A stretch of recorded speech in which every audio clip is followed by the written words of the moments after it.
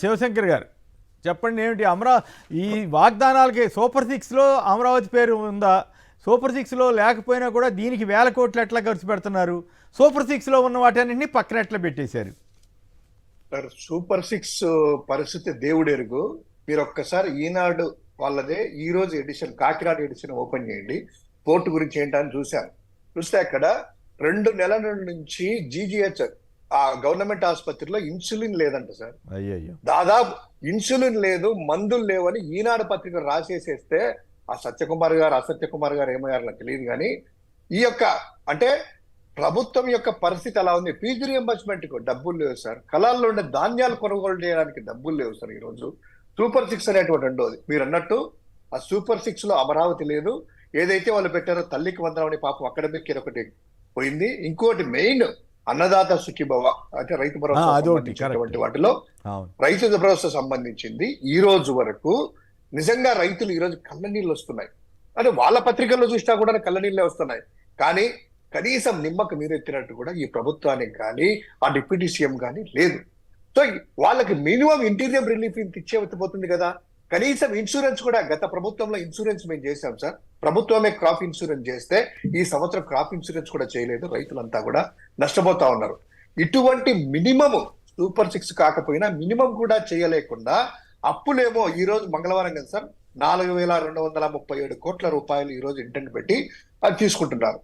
ఈ రోజు వస్తుంది అంటే వీళ్ళు ఒక పథకం అమలు చేయలేకపోయారు. ఇదంతా కూడా తీసుకెళ్లి ఏం చేస్తున్నారు? 15,000 కోట్లు ఏదో కేంద్ర ప్రభుత్వం నుంచి ఆ ఏషియన్ డెవలప్మెంట్ బ్యాంక్ నుంచి రుణాలు తీసుకుంటున్నారు. ఈ అమరావతికి పెట్టడం వల్ల ఏంటి ఉపయోగం? ఇమ్మీడియట్ గా కాంట్రాక్టర్లకే కదా. అది కూడా చూసారా లేదో, గతంలో ప్రభుత్వ ఒప్పందాలు రద్దు చేసి రేట్లు ఎస్కలేషన్ చేసేసి రేట్లు పెంచి ఈ రోజు ఇస్తారట వాళ్ళకి. అంటే కాంట్రాక్టులకి ఇవ్వడానికే కదా. అంత ప్రాధాన్యత ఏముంది? మెయిన్ విద్యార్థులకు సంబంధించింది, రైతులకు సంబంధించింది, మందులకు దీనికి సంబంధించిన వైద్యానికి సంబంధించినటువంటి కేటాయింపులు కానీ నీట్ గా జనాలు కడుపు నిండా అన్నం తినేటట్టుగా చేయండి అయ్యా. తర్వాత రాజధానులు అంట, ఈ యొక్క ఐకానిక్ బిల్డింగ్లు అంట, అన్ని గ్రాఫిక్స్ బిల్డింగ్లు తర్వాత చూసుకోవచ్చు. దారుణంగా ఉంది సార్ పరిస్థితులు. ఈ అప్పులు చేసి సంపద సృష్టిని ఈ చేసినటువంటి ఆ దగ్గర 70,000 కోట్ల రూపాయలు ఒక్క పథకం అమలు చేయలేదు కదా. ఏమని 70,000 కోట్ల రూపాయలు? మరి బీదరుపులు ముఖ్యమంత్రి గారు అనుకుంటే డిప్యూటీ సీఎం గారు కూడాను ఈ బీదరుపులు ఏదో నాకు అర్థం కాలేదు. మేము ఏమీ చేయలేకపోయినా అంటే బీదరుపులు ఆ రోజు బీదరుపులు గుర్తు రాలేదా? ఈ బీదరికం గుర్తు లేదా? మీరు ఆ యొక్క మీరు అన్నారు చూడు, వ్యవస్థీకృతమైనటువంటి నేరము ఎందుకు పెట్టరాదు అని ఖచ్చితంగా జనసేన, తెలుగుదేశం వీళ్ళందరూ కూడాను కార్యకర్తల ద్వారా ఇంటింటికి వెళ్ళి ఇదిగోండి 3 పిల్లలు, నీకు 15,000, నీకు 10,000, నీకు 15,000 అని చెప్పి ప్రచారం చేసేసి వాలంటీర్లకు ఏమ్మా నీకు వాలంటీర్లు 10,000 వస్తుంది, పూతరేకలు తీసుకుని ఆ ఇంటికి వచ్చేసేయని ఒకరు చెప్తారు. మేము ఉగాది పండుగ రోజే మేము తింటున్నాము, చేదు తింటూ తీపి చెప్తున్నానే ఒక ఆయన సాక్షాత్తు ఆయన చెప్తారు. ఇంకొక ఆయన నమ్మండి నన్ను, ఇందాక మీరు వీడియో ప్లే చేశారు, నమ్మండి నేను నిజాయితీ పరుణ్ణి, నిజాయితీకి సత్యహరిచంద్రకి బట్టలేస్తే ఎవరో కాదు నేనే అని చెప్పి ఆయన చెప్పారు. 10,000 రూపాయలు 1,00,000 మంది అక్క చెల్లెమ్మలు ఉన్నారు, మీ అందరికి నేను ఇస్తా అన్నారు. కడుపు కొట్టననేసి ఎంత చక్కగా చెప్పారు సార్. షుగర్ టాక్స్ ఏదో అంటారు కదా, తీయటి పలుకులు పలికారు కదా. వీళ్ళందరూ చేసినటువంటి నేరానికి వ్యవస్థీకృతమైనటువంటి నేరాన్ని వాళ్ళ మీద ఎందుకు మోపకూడదు అనేటువంటిది మీ ద్వారా నేను కూడా అడుగుతా ఉన్నాను ప్రభుత్వాన్ని. It is organised crime sir. పక్కాగా ప్రజలను మోసం చేసి ఆర్గనైజ్డ్ క్రైమ్ అనే కంటే కూడా చీటింగ్, ఆర్గనైజ్డ్ చీటింగ్ కదా. It is organised cheating. Organised cheating అందరూ కలిపి మూకమ్మడిగా ఒకటే పలుకులు పలికి ఇంటికి వెళ్ళి పత్రాలు పంచి హామీ పత్రాలు ఇస్తూ మేనిఫెస్టోల్లో పెట్టి షేర్లు చేసుకుని. ఎందుకో నాకు అర్థమైంది, ఆ రోజు బీజేపీ ఆయన ఇన్ఛార్జ్ వచ్చాడు సార్, మేనిఫెస్టో పట్టుకోమంటే లేదు పక్క జరుపుకున్నాడు. ఎన్ని వాళ్ళకి తెలుసు అనుకుంటాను బాగా ముందుగానే, అందుకని మాది ఫ్యూచర్ లో చెప్పడానికి ఏమో.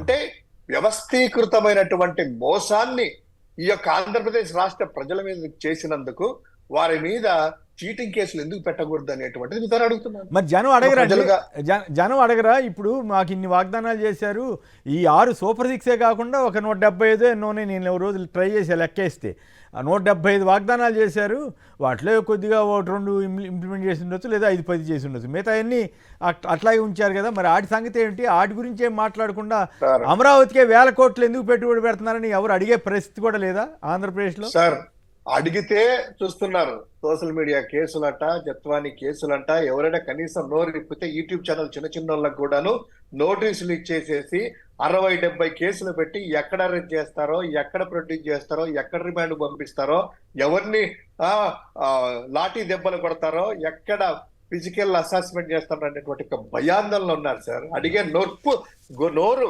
బయటికి పెదిలిందంటే, పెదాలు బయటికి వస్తే ఇమ్మీడియట్ గా కేసు నమోదవుతోంది. కానీ ప్రతి ఒక్కరూ ముగ్గురు కూర్చున్నా టీ బంకుల ద్వారా చెవుల్లో గుణబోసుకుంటున్నారు. వారిని ఇదేందా ఇటు చేశారు, దీనికేంది ఇలా చేస్తున్నారట, ఇదేంది మా పిల్లోడికి ఈ పాటికి జగన్ ఉంటే కనుక వచ్చిండేది కదా 15,000 రూపాయలు, లేకపోతే రైతు భరోసాలు మాకు ఇది వచ్చిండేది కదా, ఎందుకయ్యా ఇది 20,000 ఎప్పుడు ఇస్తాడు, అమ్మ తల్లికి వందనం ఎప్పుడు వస్తుంది, బస్సు ఎక్కుదాం అనుకుంటే మా వాళ్ళు లేడీస్ అనుకుంటా ఉన్నారంట.